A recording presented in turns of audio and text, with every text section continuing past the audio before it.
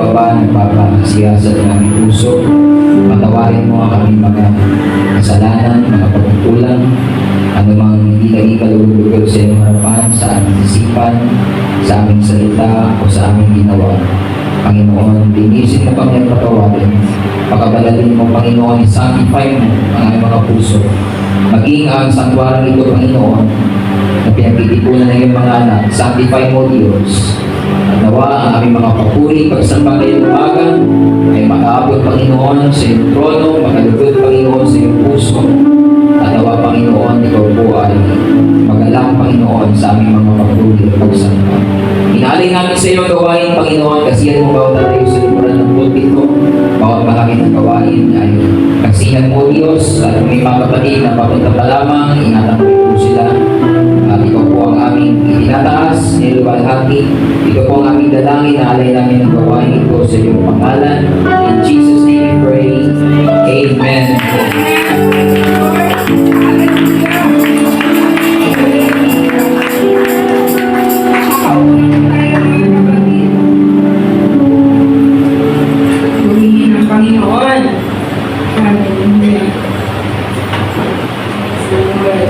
So, dako na po tayo mga kapatid sa ating announcement. Muli, isang magandang umaga na linggo sa ating lahat, sa ating Panginoon. Salamat sa biyaya.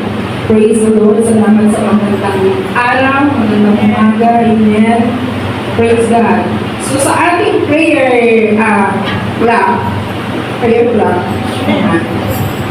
yun pong ating schedule, tuloy lang po natin. At yung gusto kong manalangin, kung wala man siya dyan, mas maganda nandyan.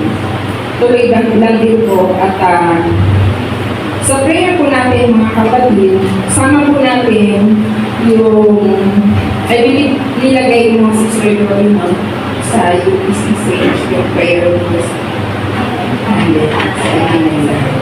Sama natin yung gawain ng Panginoon dito, mga kapatid. Kung natin kakalimutan ng ating mga pangangailangan.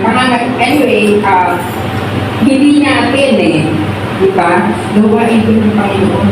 So, magpo-provide ang Panginoon. Nakikinabang lang tayo sa biyayang ibigay ng Panginoon dito sa building na to. Sino maniniwala? Na may kakayanan ng Panginoon na pinaglilingkuran natin. Para i-provide tayo ng ganitong kahit-ano. Marami dyan mga kapatid, matol na lang, diba? Maliit na. Pero dito, pag may pupunta, parang hindi, mayayaman siguro ng biyangko dito. No? Mayaman ng Panginoon. Nag-provide sa pangangailangan. Praise God. So, salamat sa Panginoon. Amen. So, next mga kapatid, announcement. Ang ating schedule ay nananatili sa May service 9 to 12 a.m. And then, ang ating Saturday children ay 1 p.m. to 2:30 every Saturday. Yung service naman, yung discipleship, Sunday 4 to 6 p.m. Then, ang prayer meeting, mga kapatid, 8 to 9. At ang Bible study, Wednesday, 8 to 9 p.m. So, yung makakadalo, dumalo. Yung malapit, at kung yung malayo, na gustong dumalo, pwede. No? Lahat, welcome, dumalo. No? Hindi yung ganito lang kasi ito lang yung gusto mong dumalo. Lahat kailangan dumalo. No? Lahat tayo para matuto. Praise God. Next, mga kapatid, other announcement. Ang youth conference, mga kapatid, ay gaganapin sa June 3 to 5 sa Ninoy Aquino Stadium. So, lahat ng gustong sumama, makipag-ugnayan kay Sister Sheila para sa mga kompletong detalye. Amen. Then, ang Teachers Conference naman ay sa May 1. At Great Eastern Hotel, ang registration is 800. Kaya Sister Evelyn naman, makikipag-ugnayan. May 1? Okay. So, sa May 1, yung mga nag-register, sa May 1 yun.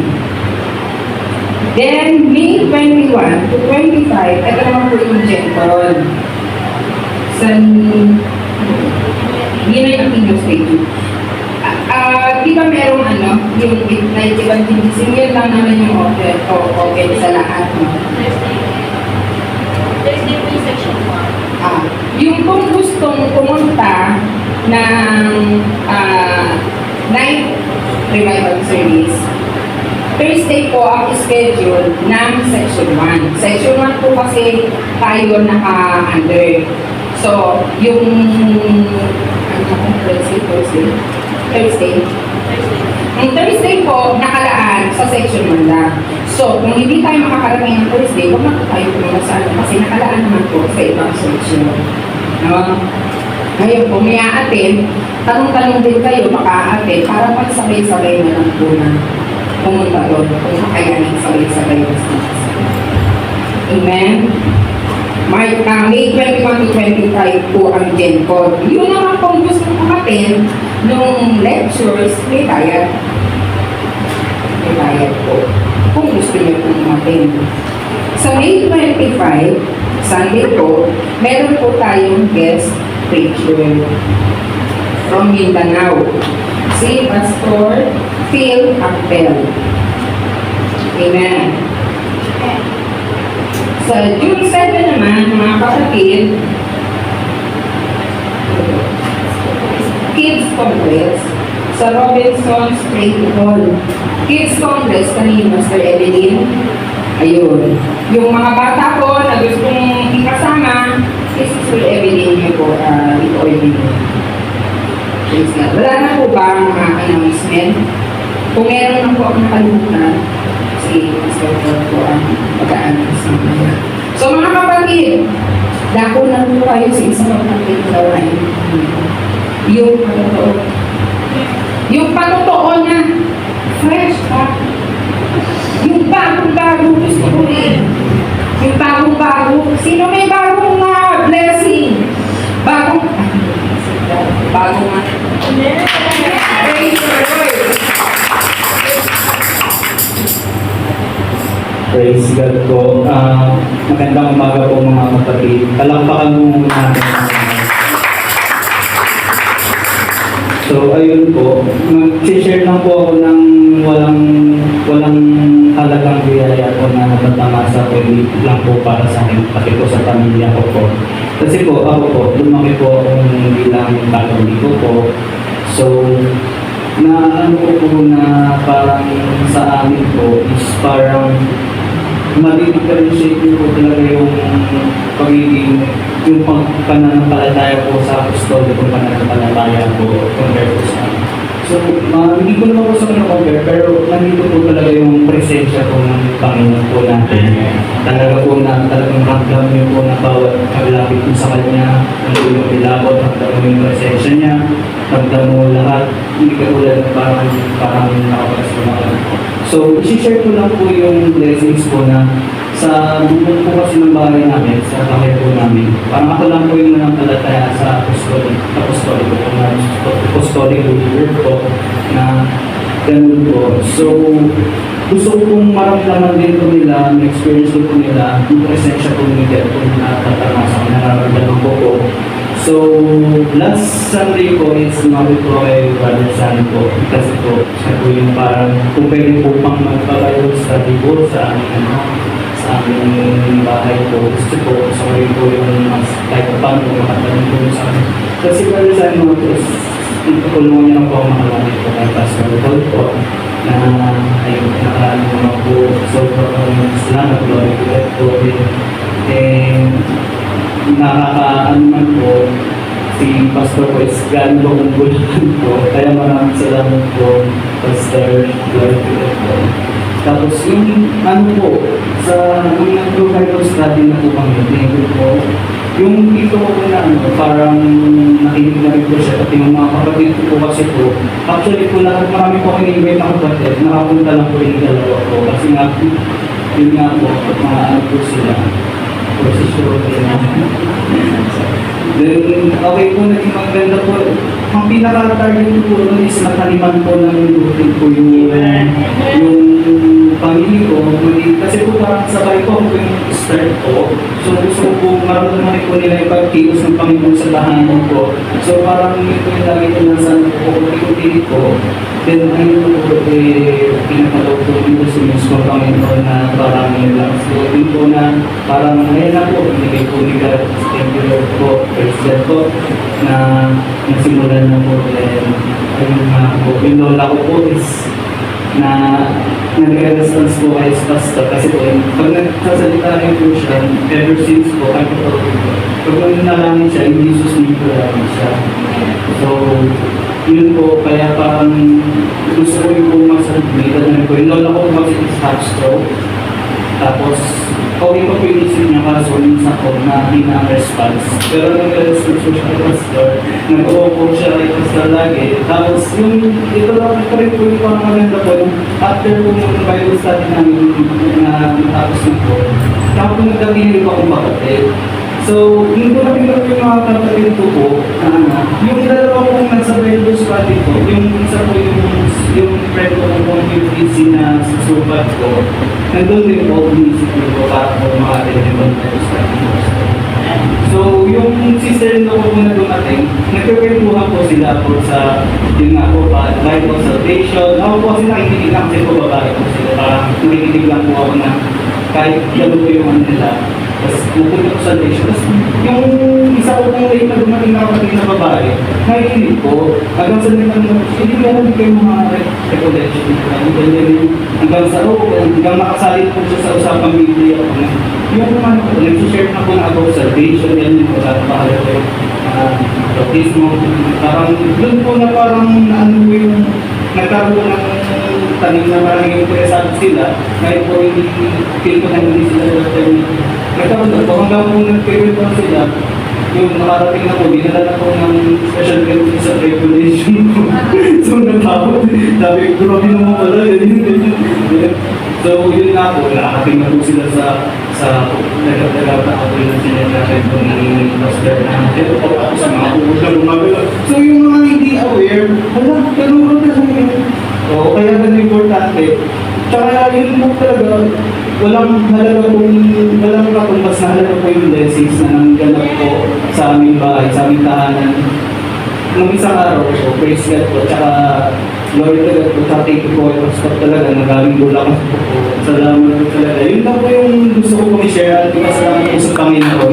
Sa blessings na po ito na talagang alam mo po na walang halaga na priceless po. At tsaka po sana po, pinag-pray ko po na sana po sumungat yung mapunta po yung buti po na naitan po ni Pastor God po na sa lahat po na dito po, salamat po na para po pag-pray din po na parang umusungat yung mapag po yung buti na po. Maraming salamat po. God bless us.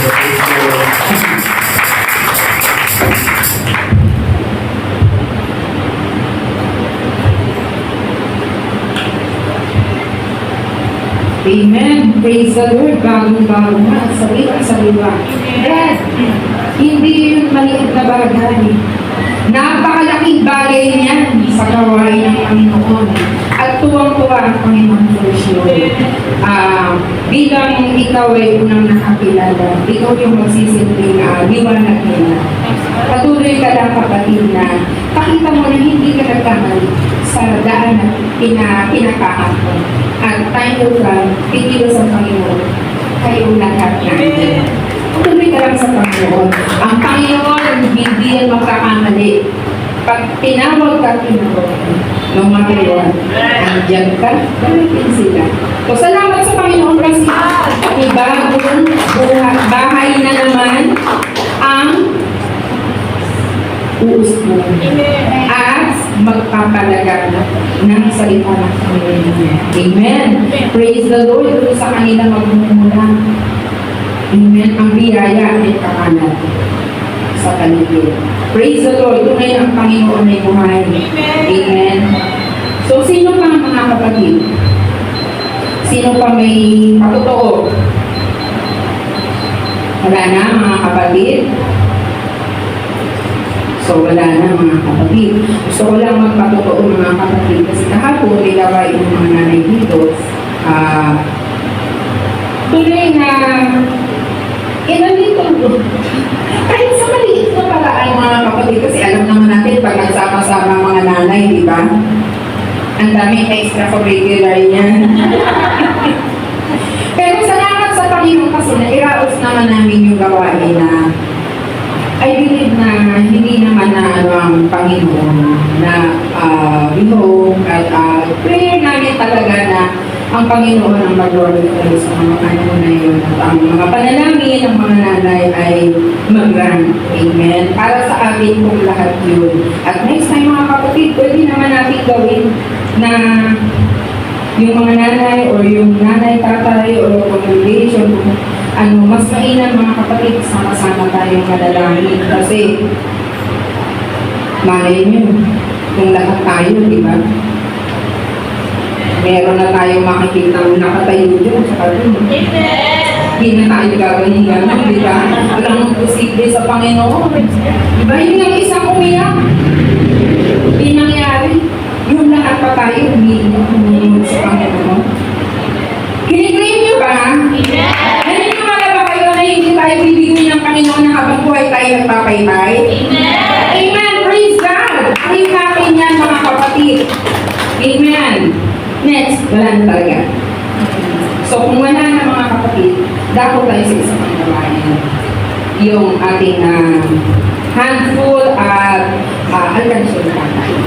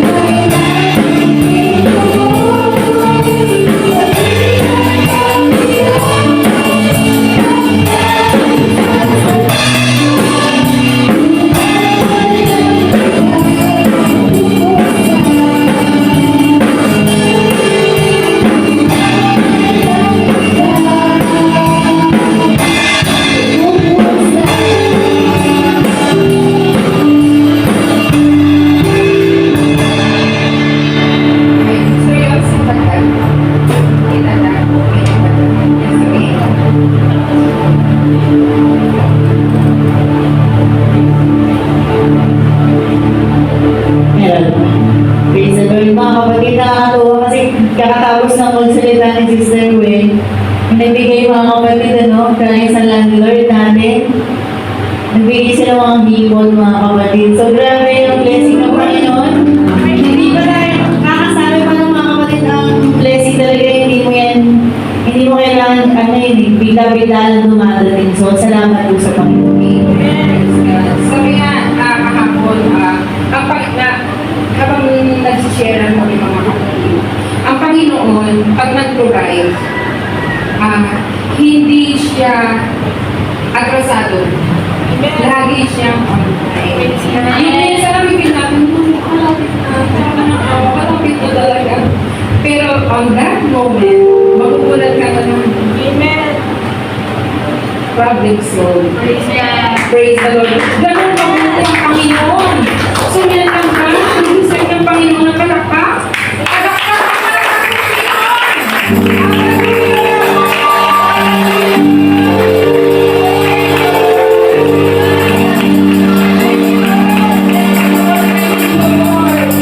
Hallelujah! So, hihinahan ko muna si Sister Evelyn, mga kapatid, para ipag-pray natin tayo sa Lord. Ganun din naman. Handful at alpaksulitata. Maraming tayo ng kapatid. Hallelujah, Lord Jesus. Maraming salamat po para sa araw na ito, Lord, na kami ay patuloy na sumasamba sa iyo, Panginoon. Gamitin mo, Panginoon, ang mga kaloob na ito ng iyong mga anak, ang nag-qualify sa mga kananayan. Ang alkansya ni Tatay, gaya din ang aming mga tithes and offering, Panginoon. Gamitin mo ito sa kalalagupan ng iyong gawa ito. Pagkanain mo, Panginoon, ang iyong mga anak. Sa pangalan ni Jesus, Jesus, Panginoon. In Jesus' name we pray. Amen. Praise the Lord. Meron pa pala mga kapatid, isa pang blessing.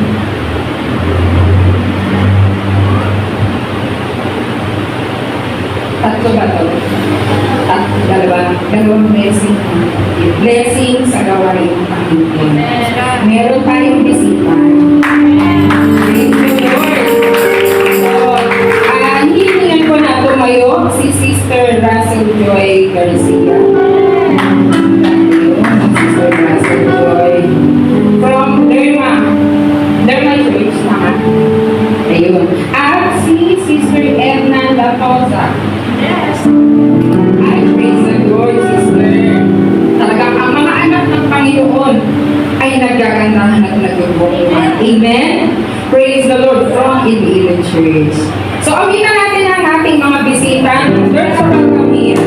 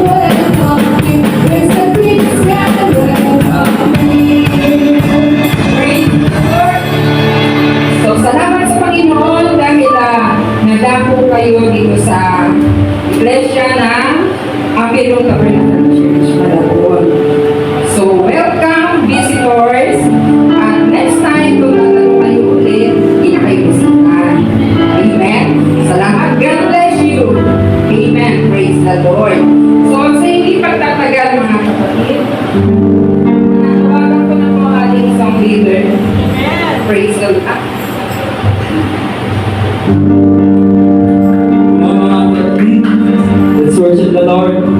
Nakamahan natin ang Panginoon. Oh, Lord!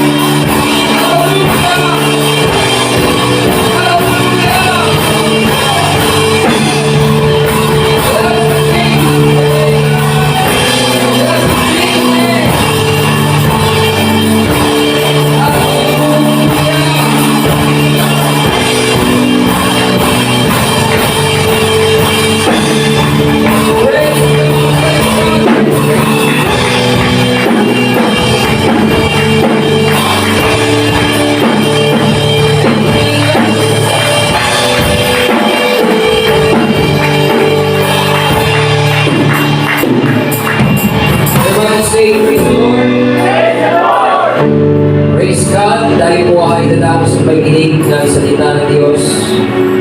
Salamat po sa Panginoon sa kanyang kabutihan. Ngayong araw ay pinagdiriwang marami ang tinatawag na Pasko ng Pagkabuhay. Siya na pag-usapan natin ngayon na mga kapatid. In Romans chapter 10,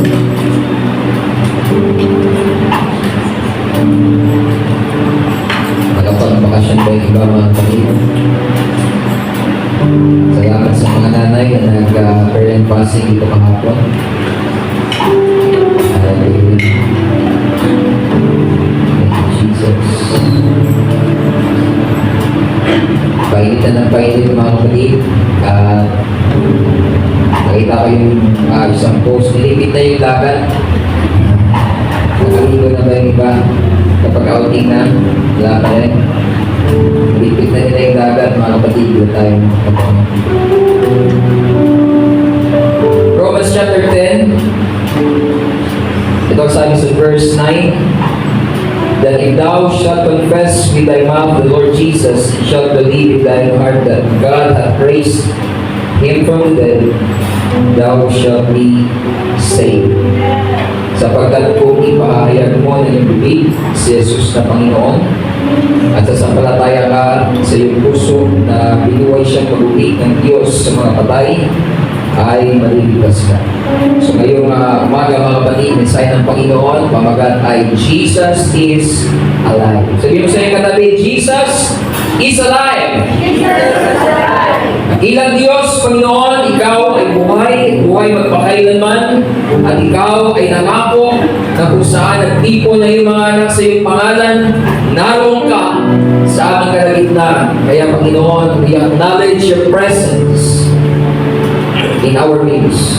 Hindi po ito isang salita lamang na amin ang ginagamit, but we acknowledge the reality of your presence sa aming kalagitnaan, Panginoon, because you are alive.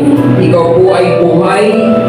Kaya ngayon po umaga, gamitin mo po yung lingkod sa pangangaral ng iyong salita at sa pagdideklara na ikaw ay buhay sa aming kalagitnaan at maging sa aming mga buhay, Panginoon. Ito po ang aming dalangin, Panginoon. Alayang ang kumilos at mga usap. Umasa kami sa iyong biyaya. In Jesus' name we pray. Amen. Malakas sa palakpak sa Panginoon. Hallelujah. Sa mga kapatid, ang Diyos namin ay buhay. Praise the Lord. Hallelujah. Praise God, praise God, praise God.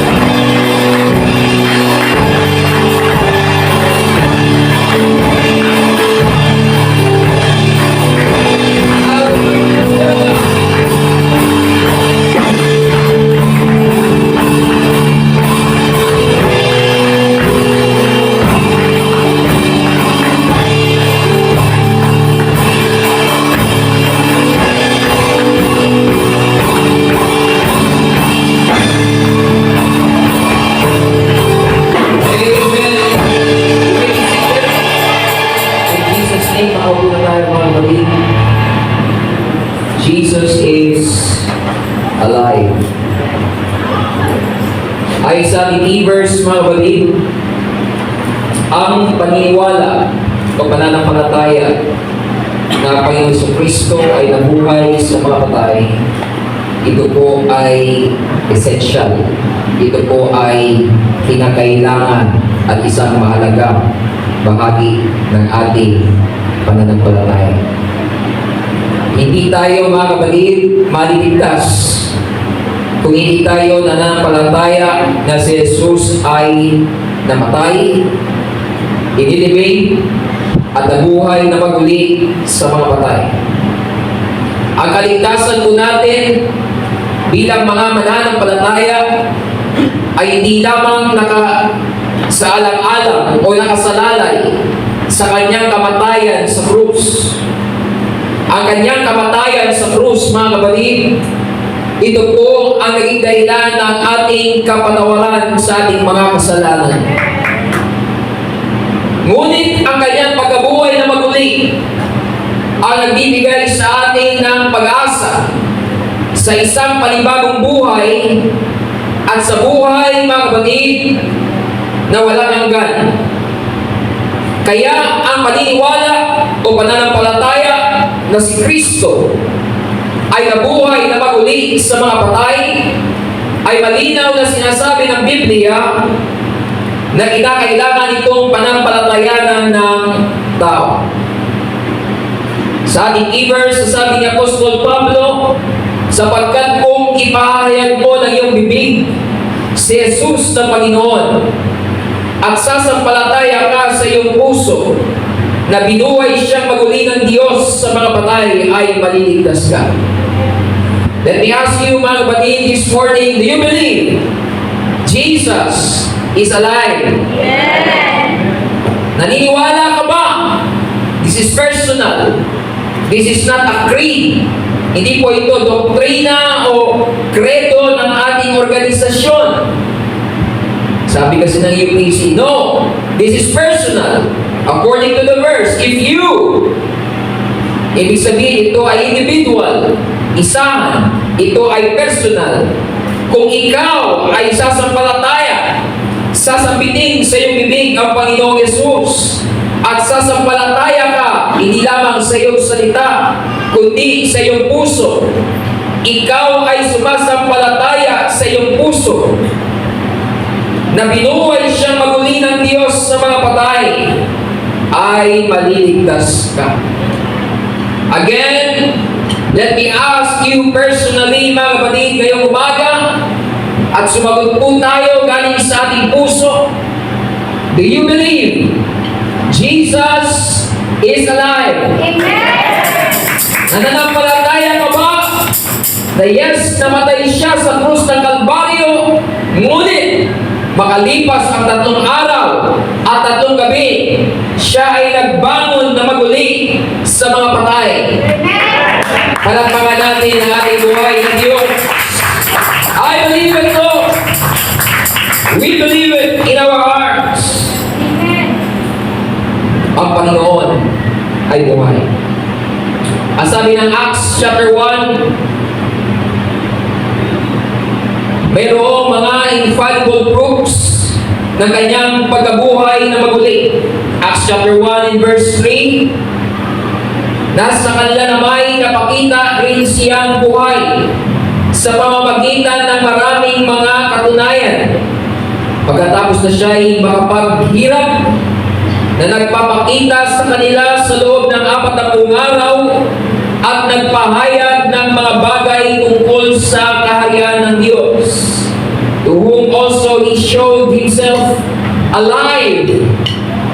Napakita siya sa mga alagad na buhay. He showed Himself alive after His passion sa pamamagitan ng maraming mga katunayan, by many infallible proofs. Everybody say infallible proofs. Sa English, ang nakalagay diyan, siya po ay nagpakita.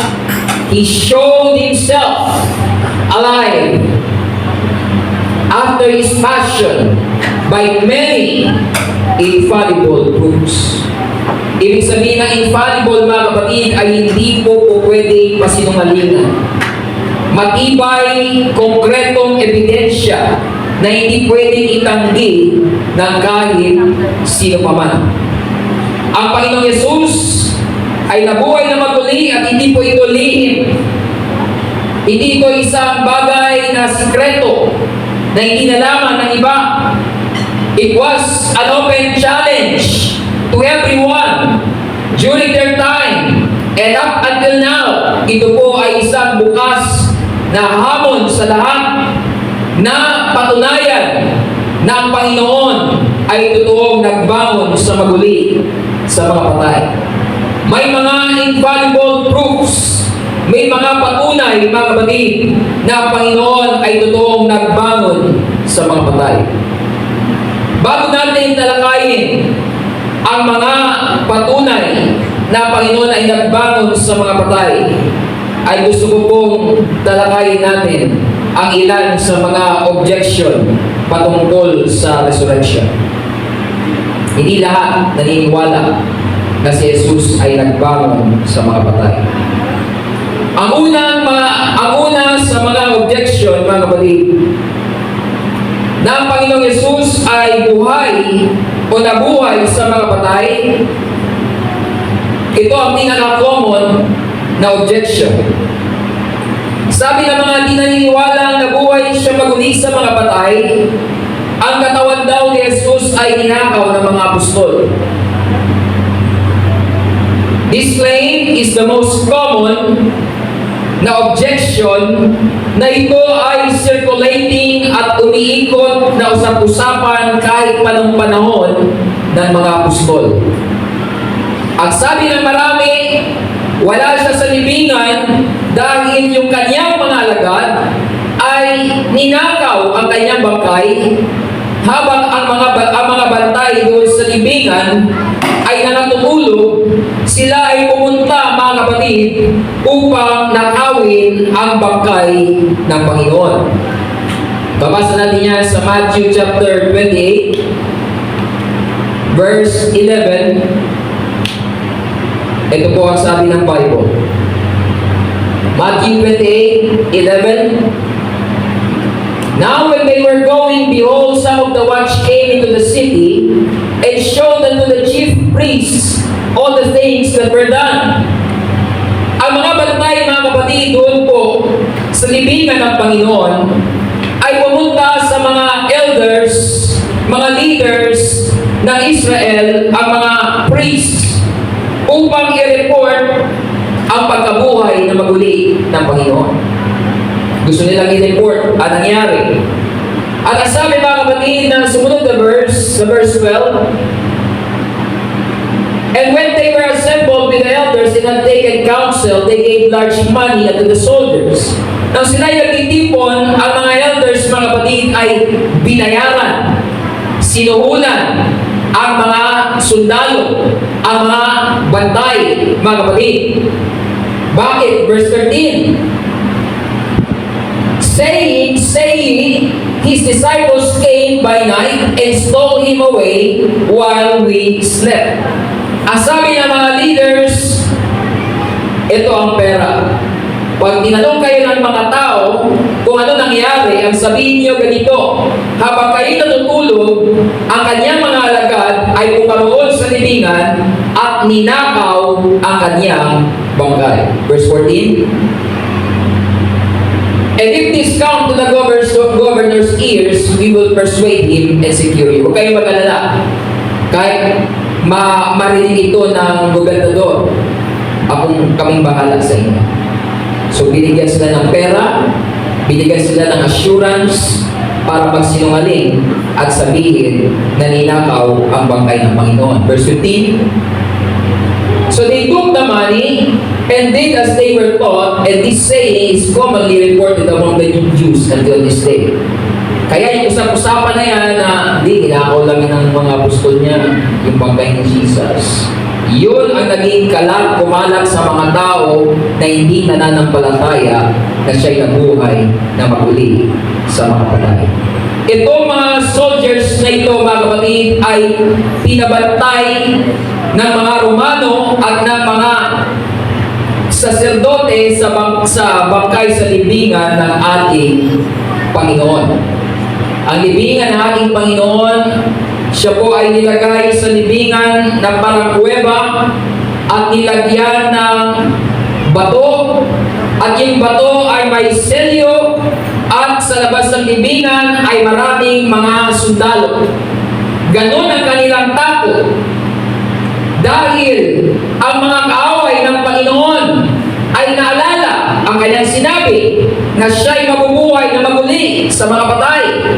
Nakakalungkot, minsan yung mga kaaway pa ng Panginoon ang nakaalala ng mga turo ng Panginoon. Yes, amen? Yung mga disciples, nasan sila? They have accepted a dead Messiah. Tinanggap na nila na ang tagapagligtas ay patay. Sabi ni Pedro, tara, magsda na lang tayo. Akala natin, siya nang tagapagligtas. They have accepted a defeated Christ. They forgot Jesus himself said, destroy this temple. In 3 days, I will raise it up. Ang Panginoong Yesus mismo nagsabi, dahil wasakin ninyo ang templo ito, at sa pagtapos ng 3 araw ay muli kong ibabangon. Naalala yon ng mga kaaway ni Jesus. Pero ang mga alagad ni Jesus ay hindi po yun naalala. Maraming mga mananampalataya, they have accepted a defeated Savior. Let me tell you mga kapatid, our Savior is more than a conqueror. Our Savior is always victorious. Huwag mong tanggapin ang isang tagapagligtas sa isipan mo na siya ay walang magagawa. Ang ating tagapagligtas ay makapangyarihang Diyos sa lahat at kaya niyang gawin ang lahat ng bagay, mga kapatid. Ano man ang sitwasyon mo, huwag mong sabihin wala ng pag-asa. Do not accept, mga kapatid, na walang magagawa na ang Panginoon. He is not dead. He is alive. Buhay ang Panginoon. May magagawa siya sa buhay mo. Kaya niyang gumawa ng himala sa buhay mo. Ang mga apostol, they accepted it. We are defeated. Pinatay ng mga Romano ang ating Kristo, ang ating tagapagligtas. Pero ang mga kaaway ng Panginoon, mga kapatid, naalala nila. Kaya sabi nila, kailangan may bantayan. 24 hours. Dahil nagsabi yan na babangon siya na maguli sa mga patay. At baka ang mga alagad niya nakawin yung kanyang bangkay. At mas marami pa silang madaya ngayong patay na siya kaysa nung buhay pa siya. Gayon na lamang ang takot nila, mga kapatid. Buti pa mga kaaway na nananampalataya sa pangako ng Panginoong Hesus. Pero minsan, mga mananampalataya ay nagiging unbelieving believers. Huwag tayo maging unbelieving believers, mga kapatid. Sabi ng Panginoon, ang kupat niyong manampalataya sa mga sinabi ng propeta. Mga kapatid, gayon na lamang ang kanilang takot na baka nga magkatotoo, mga kapatid, ang pagbangon ng Panginoon sa mga patay. Nilagyan nila ng mabigat na bato, nilagyan nila ng selyo at maraming mga bantay na mga sundalo. But I tell you, mga kapatid, ang sabi ng Bible, nung Sunday morning sa Matthew chapter 28, habang nagbabantay ang mga sundalo, nagkaroon ng malakas na lindol, nagkaroon, mga kapatid, ng malakas na pagyanig sa lupa, at bumaba ang isang anghel, mga kapatid ko, galing sa langit, at silang mga nagbabantay ay nakasubasog na parang patay, mga kapatid, at binuksan ng anghel ang takip na bato, at nakita ng lahat na wala doon ang bangkay ng Panginoon. Nabuhay siya maguli sa mga patay. Hindi siya kayang takpan, mga kapatid, ng bato. Hindi siya kayang selyuhan, mga kapatid, ng kamatayan. Hindi siya kayang pigilan ng mga sundalo Romano, mga kapatid. Dahil ang Panginoon, sabi ng Bible, death could not hold him. Can you say amen? Palapakan natin ang Panginoon, mga kapatid. Hallelujah. Hindi siya kayang tanganan ng kamatayan. Ang kanyang libingan ay iniram lamang dahil 3 araw niya lamang ginamit, mga kapatid. Dahil ang Panginoon ay namatay, inilibing, but He is alive. We believe it. We declare it.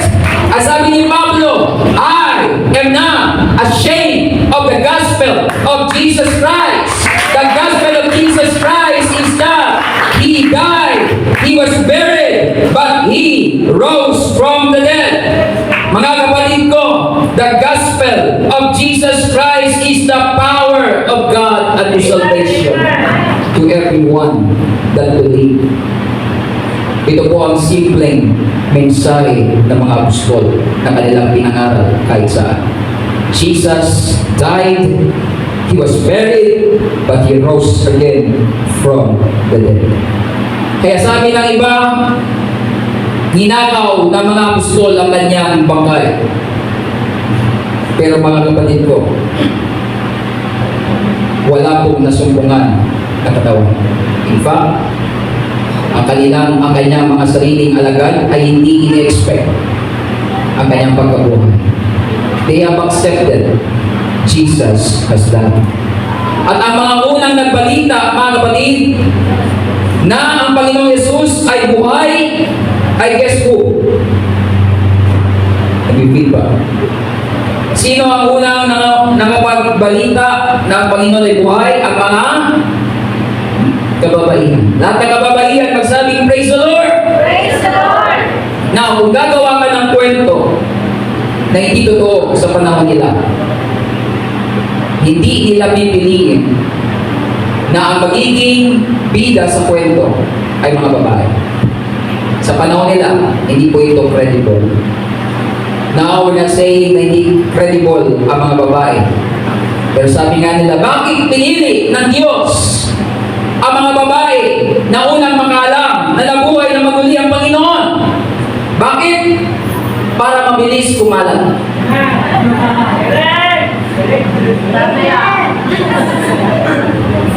Pag babae nakalam, mabilis kakalat. Secret na natin to, ah. Kaibigan kita eh. Best friend tayo. Pero alam mo ba? Kasi kaibigan mo may kaibigan din. Sa atin lang po ah. Atin-atin lang, wala nang kakalam. Alam mo ba? Hanggang sa alam na ng lahat. Ang mga babae ang muna nakaalam na nabuhay na maguli ng Panginoon para mas mabilis kumalat. Pero mga kapatid, isa yun sa patunay, mga kapatid, ng credibility ng narrative ng resurrection. Dahil ang ginamit mismo ng Panginoon ay yung mga kababaihan na hindi gaanong paniniwalaan. Kung ako ang mastermind na paggawa ng kwento na nabuhay na maguli si Jesus kahit hindi totoo, gagamitin kong bida ay ako. Can you say amen? Kung gagawa ka ba ng kwento, Brother John, well, ikaw si Matthew, o ikaw si Pedro, sa kwento mo bang sinulat, gagawin mong duwag ka? Siyempre gagawin mo matapang ka. Kung gagawa ako ng kwento para paniwalain ng lahat sa isang bagay na di totoo, ang gagawin kong kwento yung matapang ako. Yung mga babae ay nangatatakot sa kanilang mga kinalalagyan at sila ay nanginginig sa takot. Ngunit kami nila Pedro at nila Juan ay mga matatapang na bumaloon sa libingan at nakita namin ang Panginoon. Pero hindi yun ang kwento, mga kapatid. Nasaan sila? Nangatatakot. Nasaan si Pedro? Itinatwa ang Panginoon ng 3 beses. Nasaan si Pedro na leader, supposedly ng mga apostol, backslider. Ito'y nagpapatunay lamang, mga kapatid, ng katotohanan ng narrative ng resurrection. Kaya mga kapatid, hindi maaari, hindi totoo ang objection na ito na ang Panginoong Jesus inakaw lang ng mga alagad ang kanyang bangkay. Imposible pong nakawin dahil yung mga sundalo Romano may bigyan. It is secured. Kaya mga kapatid, imposible po yung kwento na yan. Totoong nabuhay siya sa mga bangkay. Palakpakan natin ang Panginoon. Amen. Pangalawang objection, sabi ng iba, it is hallucination. Ang sabi ng mga hindi naniniwala na si Kristo ay nabuhay sa mga patay, ang mga alagad ay nag-hallucinate. Ano yung sabihin ng hallucination? Nakakita ka ng mga bagay na hindi totoo. Ang isang tao sa dala ng sobrang kalungkutan ay kung pwedeng makakita ng mga bagay na gawa-gawa ng kanyang kaisipan. Nangyayari yan, mga kapatid, sa isang tao na matayan sa sobrang pagkamis sa isang tao, lalo kung bago pa lang, parang nag-hallucinate ang iba, nakikita. That is out of their hope at sa kanilang grief and sorrow sa pagkawala ng taong minamahal. They hope to see them, kaya nag-hallucinate ang mga tao. Some would say that maybe they really saw Jesus after His death, but they were just hallucinating. The brain playing a trick on them, showing them illusions because of their wishful thinking. Sabi ng iba, yes, nakita nila ang Panginoon, si Jesucristo, ngunit ito ay kanilang guni-guni. Ito ay kanilang hallucination. Ngunit, mga kapatid, if that is the case, hindi po maaaring magkagayon dahil ang mga apostol ay wala pong hope at walang desire na makita muli ang Panginoon. They have given up. Mag-hallucinate ka lamang kung meron kang inaasahan. Pero ang mga alagad ay wala pong pag-asa. Sila po ay defeated. Sila po ay depressed. They do not hope and they do not desire to see Jesus again. They have no expectation to see Him. They forgot about resurrection. Kaya imposible po sila ay nag-hallucinate. At pangalawa, basahin natin sa 1 Corinthians chapter 15. 1 Corinthians 15, beginning in verse 1, this is the gospel. Everybody say gospel. Gospel. Ito ang ebanghelyo.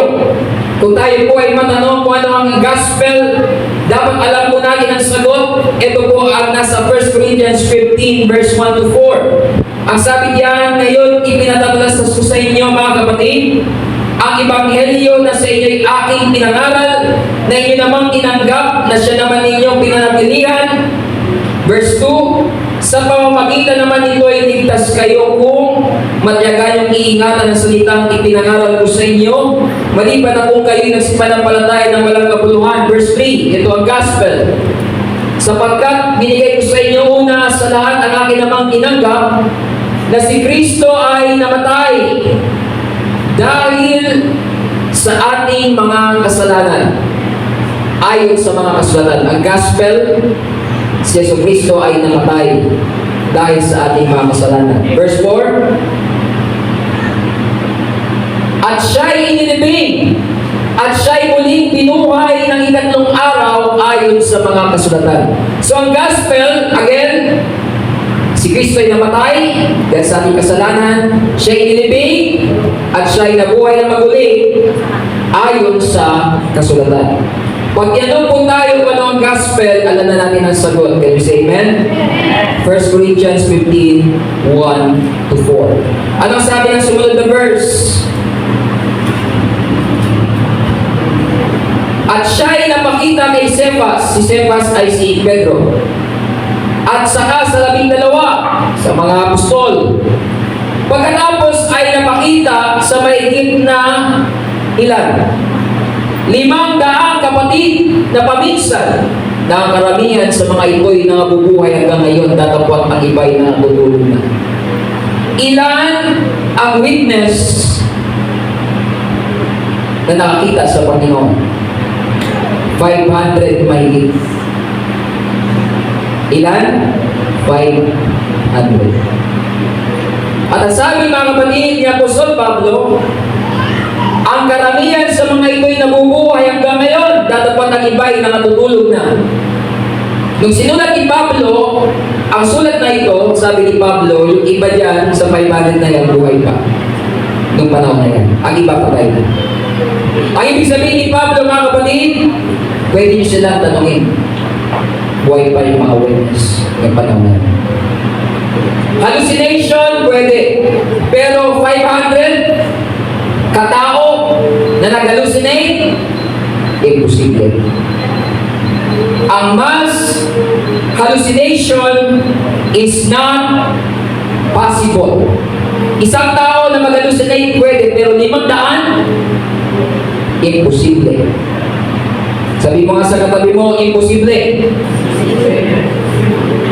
Kung may 500 tao nag-hallucinate ng sabay-sabay, yun ang mas matinding himala. Mas mahirap yung paniwalaan kaysa sa resurrection. Ito ang sabi ni Lee Strobel sa kanyang sulat. I went to a psychologist friend and said, if 500 people claim to see Jesus after he died, it was just a hallucination. Ang isang writer, sabi niya, lumapit siya sa kanyang kaibigang psychologist. At ang sabi niya, posible kaya na yung 500 nakakita kay Jesus na siya ay nabuhay na maguli, nag-hallucinate lang sila? Ito ang sabi ng kanyang kaibigang psychologist. He said, hallucinations are an individual event. If 500 people have the same hallucination, that's a bigger miracle than the resurrection. Sabi ng psychologist, kung 500 tao sabay-sabay pare-pareho ang hallucination, mas malaking himala pa yun kaysa sa resurrection. Ang ibig niya sabihin, imposible ang 500 tao na nag-hallucinate ng pare-pareho. Mass hallucination is impossible. Sabi mo kasi katabi, impossible. Sabi ng iba, nag-hallucinate lang sila, no!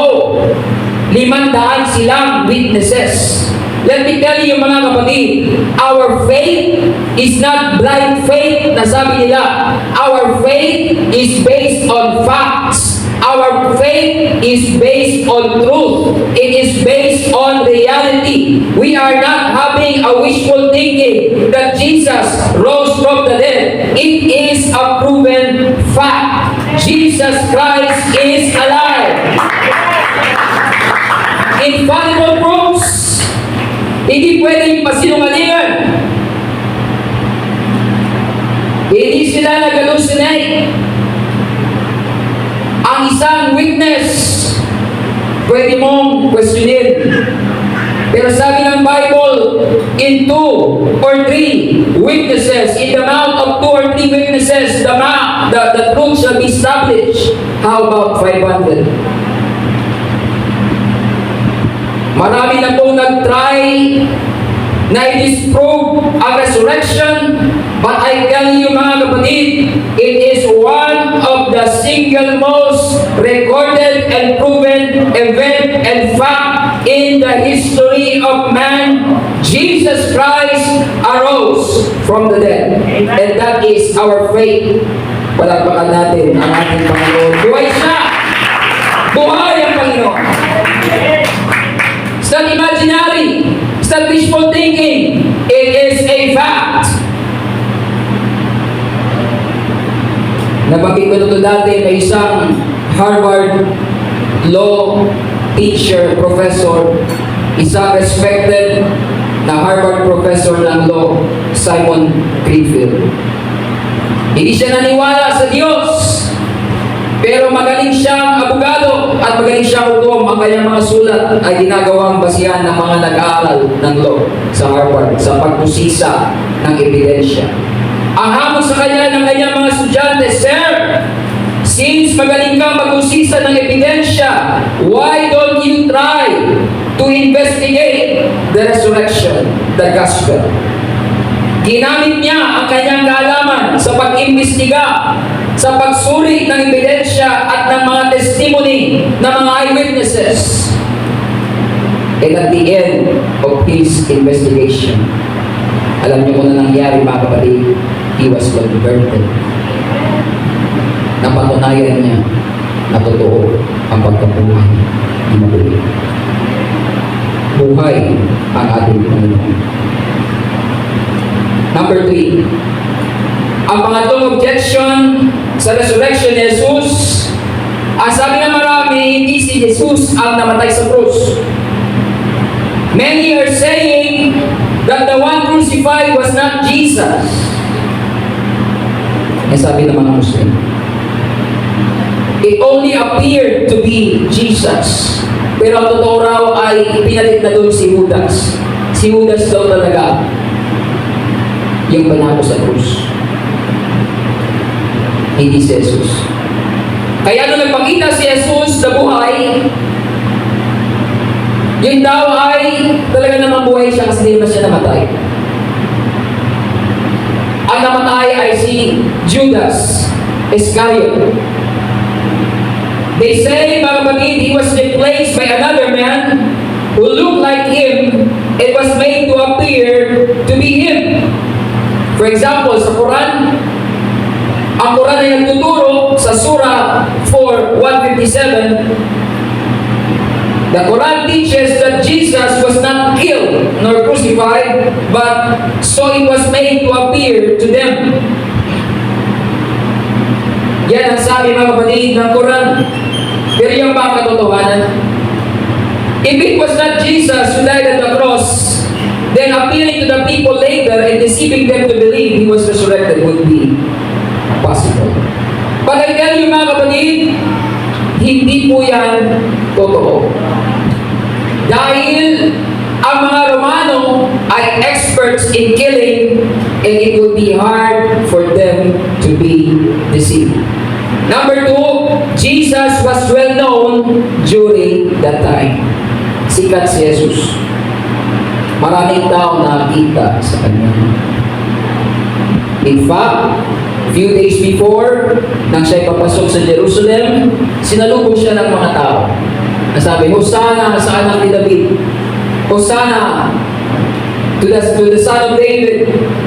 Marami doon sa mga naroon nang siya ay nililitis at hinarap sa mga tao ay mga taong pinagaling niya. Mga taong pinakain niya. Mga taong dating pilay na nakalakad. Mga taong ginawan ng Panginoon ng himala. At kilala nila kung sino ang Panginoong Yesus. Kilala nila kung sino si Jesus of Nazareth. Yung mga sundalo, hindi siya ganang kilala. Kaya nung minun nila si Jesus, nagtanong pa sila. Dahil yun ay gabi. Pero mga kapatid, at the middle of the day, ibinirad nila ang Panginoon, hinarap nila ang Panginoon, imposible na hindi nila nakilala kung hindi yun si Jesus. Kaya I tell you, mga kapatid, ang pagtuturo na ito is an attempt dahil ang kanilang itinuturing na propeta ay patay at hindi na nagbangon sa mga patay. Pero itong Jesus na sinasamba ng mga Kristiyano ay namatay, ngunit nabuhay na magmuli sa mga patay. Ibig sabihin, higit siya kaysa kay Muhammad, higit siya kaysa kay Abraham, higit siya kaysa kay Moises, higit siya sa kay sinumang leader, mga kapatid, ng anumang reliyon. Dahil lahat sila ay patay. Ngunit ang ating Panginoon Jesus na sinasamba ngayong umaga, mga kapatid, namatay, ngunit nabuhay na magmuli sa mga patay. They're trying, mga kapatid, to level down Jesus. Because they say Jesus is just a prophet.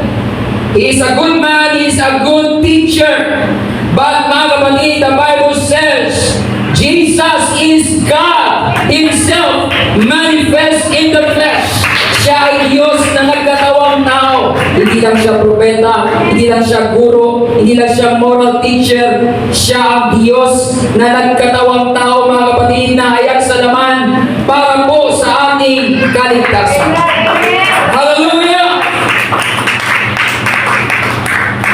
The most that death could hold Him was 3 days. Because that was foretold. Sabi ng mga Hudyo, anong tanda ang ipapakita mo sa amin para maniwala kami sa iyo? Sabi ng Panginoon, ang isang masamang lahi ay humahanap ng tanda. Walang tandang ibibigay sa inyo, kundi ang tandang kagaya sa propeta Jonas. Kung paano si Jonas ay 3 araw at 3 gabi sa tiyan ng balyena, sa tiyan ng isda, gayon din ang anak ng tao ay nasa sinapupunan ng lupa 3 araw at 3 gabi. Ito ay bilang patunay lamang, mga kapatid, ng katotohanan ng kanyang salita. God allowed only 3 days for death to hold Jesus. But sabi ng Bible, the pains of death could not hold Him. They could Because Jesus is life Himself. Ang Panginoong Yesus, ang sabi niya, I am the way, I am the truth, I am the life. How can death hold life itself? Life is stronger than death. Palakpakan natin ang Panginoon. Hallelujah! Jesus is alive. Sabi natin, Jesus is alive. Praise the Lord. It was a known fact. Everyone knows it nung panahon na yan. Naglalakad yung dalawang alagad ng Panginoon. At ang Panginoon ay sumabay na naglalakad sa kanila sa daan papuntang Emmaus. At hindi nila nakilala ang Panginoong Yesus nang siya'y nabuhay na maguli sa mga patay. Noong ang Panginoon ay nabuhay na maguli sa mga patay, siya pa rin si Jesus. Pero babasa sa Bible, there are times na hindi siya agad nakikilala ng mga alagad niya. His glorified body. Mga kapatid, sa pagkabuhay na maguli sa mga patay, ikaw pa rin ikaw. Tayo pa rin tayo in the resurrection. Patay na buhay na maguli sa mga patay sa pagbabalik ng Panginoon. Ikaw pa rin ikaw. Ako pa rin ako. Pero may nag-iba sa atin dahil yung katawan ay hindi na nabubulok, hindi na tumatanda, at hindi na nagkakasakit. There's something different. But you are still you. Kaya nung una hindi na nakilala, kasama nila si Jesus. Sabi ni Jesus, ano pinag-usapan niyo? Si Jesus ang taga-Nazareth. Teka, dayuhan ka ba dito? Hindi mo alam yung nangyari ng mga nakaraang araw. Hindi ano ba? Hindi kasi ganito yun. Sinabi niya na siya tagapagligtas pero pinatay siya. Pinako siya sa krus ng Kalbaryo. Pinangaralan sila ng Panginoon. Kayong mga makukupal magsipaniwala sa mga salita ng propeta. Di ba sinabi naman sa kasulatan na ang Kristo ay kailangan magbata ng paghihirap, ngunit pagkatapos ay mabubuhay siya maguli. Habang sila naglalakad, mga kapatid, nagpa-Bible study si Jesus sa kanila. Pinapaalala ni Jesus, mga kapatid, ang mga salita niya sa kanyang mga alagad. At hindi nila nakilala si Jesus yung kasama nila. At sabi nila, mga kapatid, Sir, gumagabi na, sumama ka muna sa amin sa bahay, doon na muna maghapunan.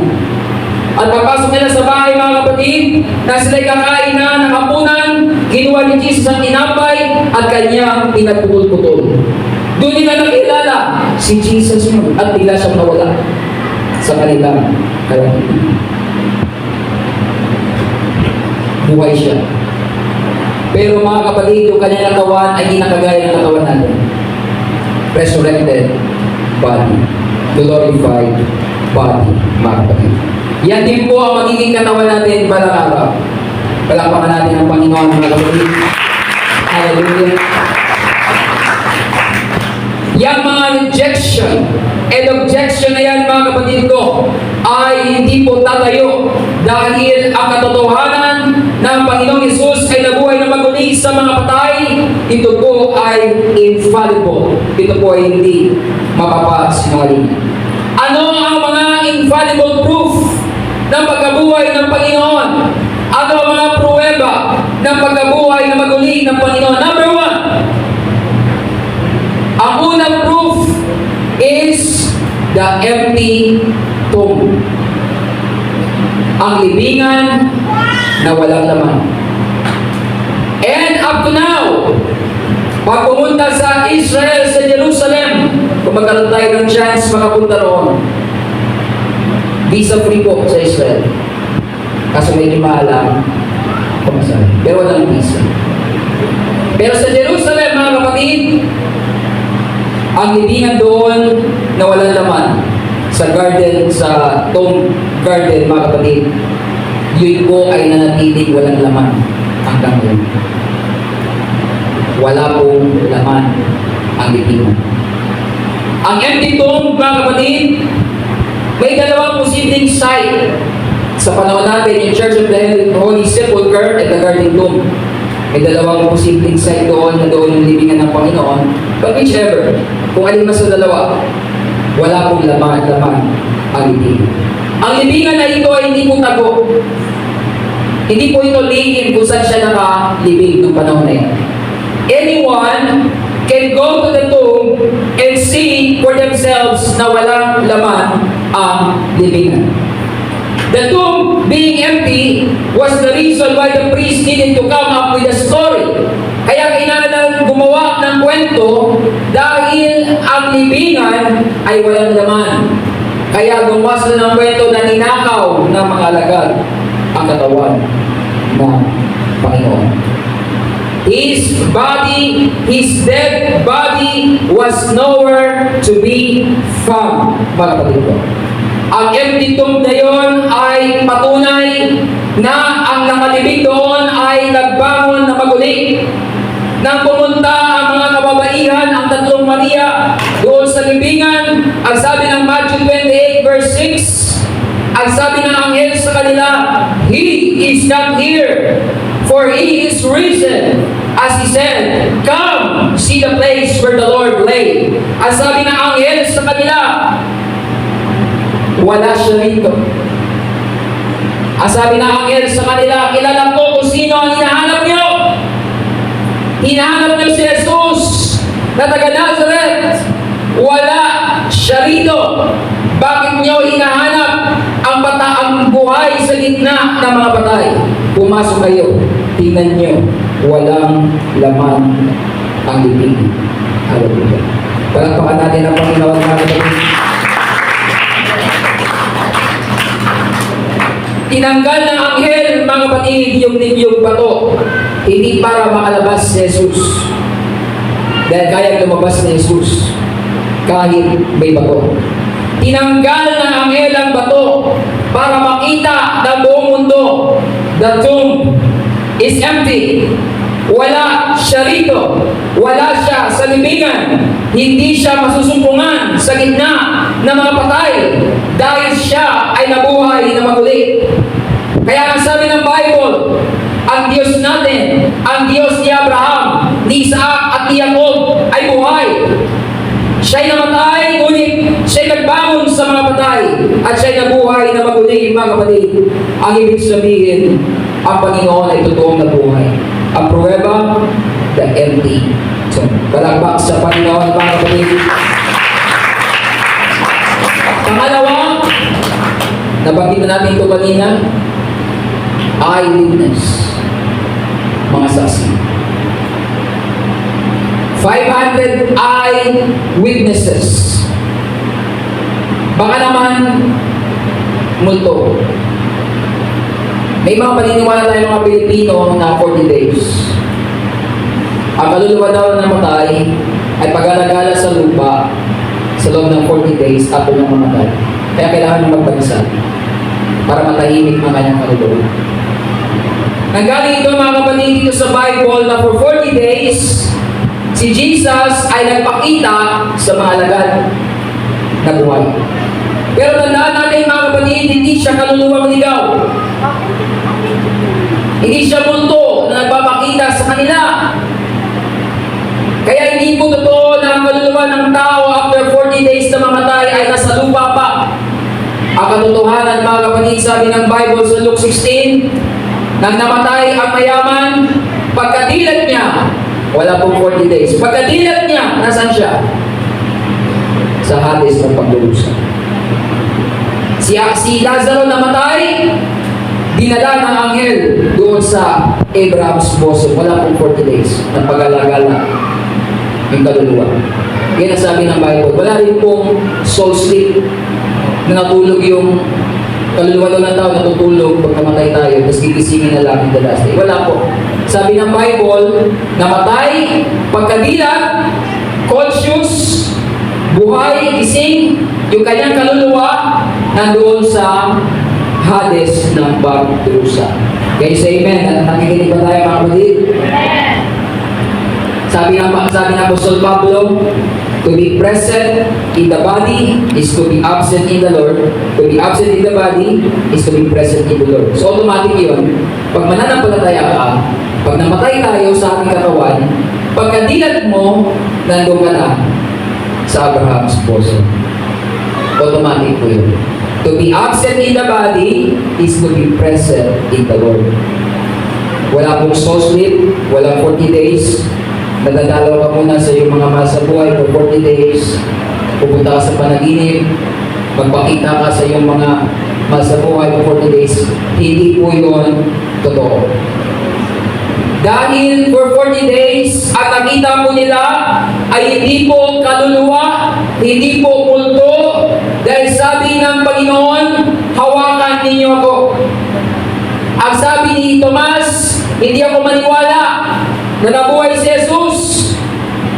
Maliban mahawakan ko yung kanyang kamay, masuot ko yung aking daliri sa butas sa kanyang kamay, maging sa butas sa kanyang tagiliran, hindi ako maniniwala. Bakit? Baka naman vision lang, baka naman nanaginip lang kayo, baka naman